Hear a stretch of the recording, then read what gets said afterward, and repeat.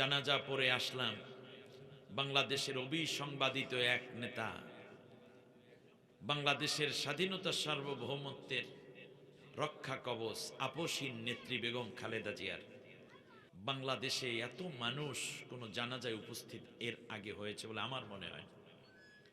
কত আলেম, কত বুজুর্গ, কত খতিব, কত হাফিজ, বাইতুল মোকাররমের সম্মানিত খতিব মহোদয় জানাজা নামাজের ইমামতি করেছে।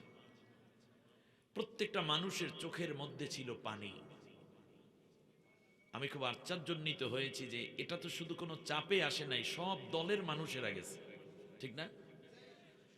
শুধু তাই না, তিনি ছিলেন আপসহীন। সন্তান হারালেন, এক সন্তান মারা গেল, তখন তিনি জেলে। আর এক সন্তানকে দেশ ত্যাগে বাধ্য করা হলো, নির্বাসনে পাঠানো হলো, তাকেও চাপ প্রয়োগ করা হলো। তিনি বললেন আমি যাব না, বিদেশে আমার কোনো ঠিকানা নাই, বাংলাদেশই আমার একমাত্র ঠিকানা। সুবহানাল্লাহ, কি এক চাপের মধ্যে পড়ে গেলেন স্বৈরশাসক, আর তিনিও কত চাপ নিলেন। আপনারা জানেন, একটি নির্জন বাড়ির মধ্যে স্যাঁতস্যাঁতে, সেই বাড়িটার মধ্যে তাকে 2 বছর পর্যন্ত জেল খাটানো হলো একেবারে অন্যায়ভাবে। এই বৃদ্ধ বয়সে, প্রায় 80 বছর বয়স, তাকে নিজের বাড়ি থেকে 42 বছর যেই বাড়িতে তিনি ছিলেন মিন্টু রোডে, সেখান থেকে এক প্রকার গলা ধাক্কা দিয়ে তাকে বের করে দেয়া হয়েছে। কাঁদতে কাঁদতে বেগম খালেদা জিয়া বের হয়েছেন। শুধু একা কান্দেন নাই, বরং তার সাথে গোটা জাতি কেঁদেছিলেন, ঠিক না? আজকে তার কলিজার টুকরা সন্তান তারেক রহমান বক্তব্যের এক পর্যায়ে বলেছেন, আমি যেহেতু জানাজায় ছিলাম, বলেছেন আমার মা যদি কারো কাছে কোনো ঋণ পেয়ে থাকেন আমার সাথে যোগাযোগ করবেন, আমি ঋণ পরিশোধ করে দেব। জনাব তারেক সাহেব, আপনার বয়স আমার বয়স খুব বেশি ব্যবধান না, আপনি মনে রাখবেন আপনি বেগম খালেদা জিয়ার সন্তান, আপনি শহীদ জিয়াউর রহমানের সন্তান, কারো কথায় কান দিবেন না, বাবা মায়ের ঐতিহ্য লালন করবেন, তাহলে এই জাতি আপনাকে স্যালিউট করে কোলের মধ্যে, বুকের মধ্যে জায়গা দিবে। এই দাবিটুকু করছি, কিন্তু আপনাকে আমরা জানাতে চাই, এই জাতি জানিয়ে দিতে চাই, আপনার মা এই জাতির কাছে ঋণী নন, বরং গোটা বাংলাদেশ এবং গোটা জাতি আপনার মায়ের কাছে ঋণী হয়ে রইল। তার কারণ ভারতীয় আগ্রাসন মোকাবেলা করার জন্য শক্ত দৃঢ় অবস্থান ছিল তার। আমি আপনাদেরকে একটা কথা বলি, দোয়া করার জন্য আজকের এই স্মৃতিটুকু আমি শুধু উচ্চারণ করছি। গোটা বাংলাদেশ তার কাছে ঋণী থাকবে। আপসহীন এক নেত্রী বেগম খালেদা জিয়া কেন এত প্রিয় মানুষের কাছে, আলেমের কাছে? তার একটা বিষয় হলো, তিনি কোনোদিন ইসলামের বিরুদ্ধে একটা কথাও বলেন নাই। কোন আলেমকে তিনি গালি দেন নাই, দিছে? দেন নাই। কিন্তু তার বিপরীতে অন্য এক নারী বাংলাদেশে ছিল, যারা আলেমের হাতের মধ্যে চোরের হাতকড়া পরাইছে, কোমরের মধ্যে ডাকাতের রশি পরাইছে, পায়ের মধ্যে খুনিদের শিকল পরাইয়া কোন কোন আলেমকে তারা ফাঁসি পর্যন্ত দিয়েছে। এই যে পার্থক্যটুকু হলো, এই কারণে মানুষ আপনাকে ভালোবাসে। বেগম খালেদা জিয়া, আল্লাহ আপনাকে ভালো রাখুন। আমি তো এখন মুসাফির, এরকম হাজার আলেম তার জন্য দোয়া করছে। আমার জীবনের 2টা স্মৃতি আমি উচ্চারণ করতে চাই। আমরা একবার, তখন খন্দকার দেলোয়ার সাহেব ছিলেন মহাসচিব, আজকে মনে পড়ে, আমার মনে হয় জীবন্ত আমরা এখনো কথা বলছি।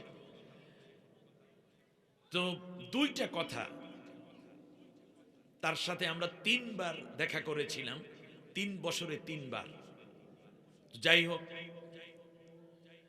একবারে যখন দেখা হলো, তখন তিনি একটা কথা বলেছেন যে আমরা ইসলাম প্রতিষ্ঠার রাজনীতি করি না হুজুর।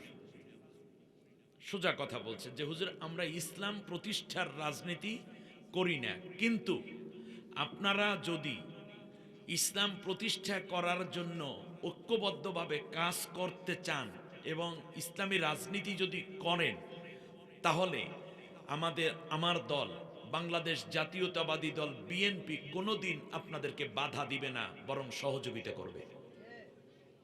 আমার কানে এখনো কথাটা বাজে, এখনো। আমি একজন আলেম মানুষ, আমি কোরআনের কথা বলতে এখানে বসেছি, আমি মিথ্যা বলার জন্য বসিনি। যেহেতু তার এই কথাটা আমার মনে আছে যে যদি ইসলাম কায়েমের জন্য আপনারা কাজ করেন তাহলে আমরা বাধা দেব না, বরং সহযোগিতা করব। আরেকবার একটা কথা বলেছিলেন, তিনি বলেছিলেন, আমরা তো অনেকগুলো কথা বলার শেষে তিনি বললেন যে দেখেন আপনারা কতজনই বা কয়টাই বা দল আপনাদের ইসলামী দল, আর কতজনই বা আলেম আপনারা আছেন, কিন্তু দেখেন আমি একজন নারী, আমার এখানে হিন্দু আছে, বৌদ্ধ আছে, খ্রিস্টিয়ান আছে, এই দল আছে, সেই দল আছে, অনেকগুলো দল আমার পালতে হয়, এবং আমার দলের মধ্যেও ডান আছে, বাম আছে, মিডল আছে, নামাজি আছে, বেনমাজি আছে, দাড়িওয়ালা আছে, দাড়ি ছাড়াও আছে, নারী আছে, পুরুষ আছে। এই সব মিলাইয়া যদি আমি একজন নারী বেগম খালেদা জিয়া যদি আমার এই বড় দলটা চালাইতে পারি, তাহলে আপনারা কয়জন হুজুর মিলে একসাথে কি একটা দল বানাইতে পারেন না? কেন আপনারা ঝামেলা করেন? আপনারা ঐক্য থাকলে দেশের মানুষ ভালো থাকবে, আপনাদের কথা মানুষ শুনবে। আমরা এদিকে থাকি, আপনারা ইসলামের মধ্যে থাকেন, দুই দল মিলে দেশটা ভালো চালাইতে পারবে। আমি সেই দিন লজ্জাই পেয়েছিলাম যে তিনি বলতে চাচ্ছেন যে এই অল্প কয়টা ইসলামিক দল অথবা আপনারা আলেম মানুষ ইসলাম করেন, এরপরেও কেন আপনাদের বিভক্তি? শোনেন, শেষ কথাটা হচ্ছে স্বাভাবিকভাবেই সব মানুষ সব কাজ ভালো করতে পারে না, কিছু খারাপ কাজ হয়, ঠিক কিনা? কিন্তু মৃত্যু ব্যক্তির কোনো খারাপ কথা নিয়ে সমালোচনা করা ইসলাম জায়েজ করে নাই। সুবহানাল্লাহ। আল্লাহ নবী বলেছেন মৃত্যু ব্যক্তির যত ভালো আছে সেইগুলো তোমরা আলোচনা করবা, তাতে আল্লাহ তোমার নিজের গুনাহগুলো মাফ করে দিবেন। সুবহানাল্লাহ। আল্লাহ রাব্বুল আলামিনের কাছে দোয়া করছি আল্লাহ তাআলা যেন বেগম খালেদা জিয়াকে মাফ করে জান্নাতের মেহমান করে নেন। আজকে লক্ষ লক্ষ মানুষের উপস্থিতি এবং কান্না, আমার বিশ্বাস কারো না কারো দোয়া কবুল হবে, কারো না কারো দোয়া কবুল। আমি একটা বিষয় শুধু বলে এ পর্যায়টা শেষ করতে চাই। বাংলাদেশের সবচেয়ে বড় ক্ষতি হয়ে গেছে যেটা, সেটা হচ্ছে বাংলাদেশ রাজনৈতিক মুরব্বি হারিয়ে ফেলেছে। আমার দৃষ্টিতে এই মুহূর্তে একজন ব্যক্তির কথা সবাই মেনে নিবে এরকম ব্যক্তি এখন আর নাই।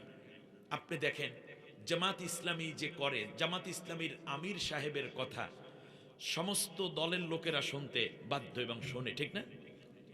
চরমনাইয়ের মুরিদরা চরমনাই পীর সাহেবের কথা শোনে, হেফাজতের আমিরের কথা হেফাজতের লোকেরা শোনে, খেলাফত মজলিসের আমিরের কথা খেলাফত মজলিসের লোকেরা শোনে, নূর বিপি নূরের কথা তার দলের লোকেরা শোনে, এমনি করে করে এনসিপির সভাপতির কথা তার দলের লোকেরা শুনবে।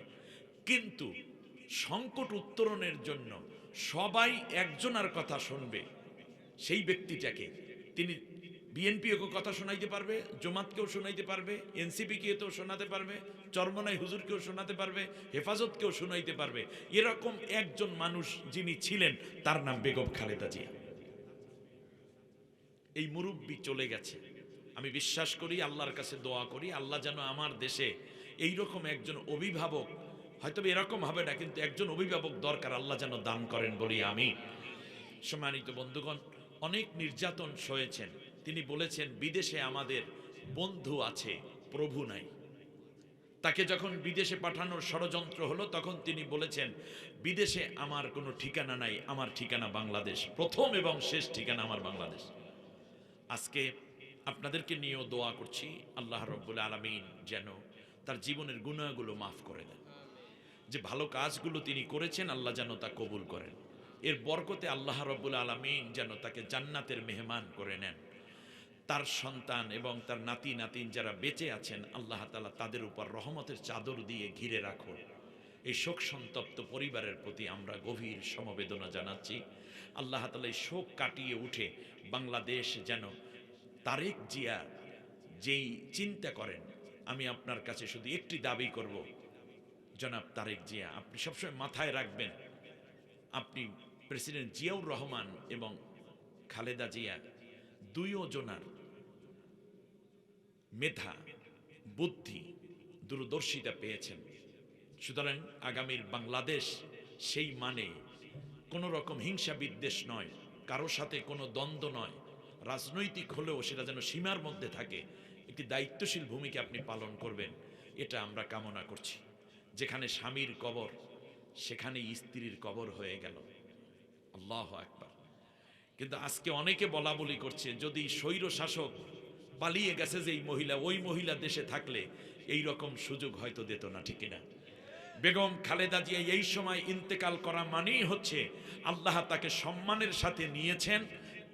মরতে তো আমাদের সকলেরই হবে, যদি পরিবেশ ওই রকম থাকতো তাহলে এই সম্মান জাতি দেখতেও হয়তো পাইতো না, ঠিক না?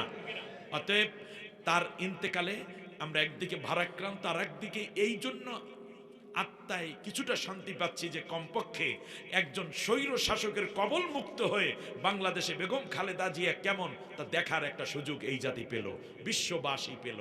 আল্লাহ তাআলা বাংলাদেশকে কবুল করুন এবং কোরআনের দেশ হিসাবে বাংলাদেশকে আল্লাহ আগামীর পার্লামেন্ট হয়ে গড়ে ওঠার মতো তৌফিক সবাইকে নসিব করুন, বলি আমিন।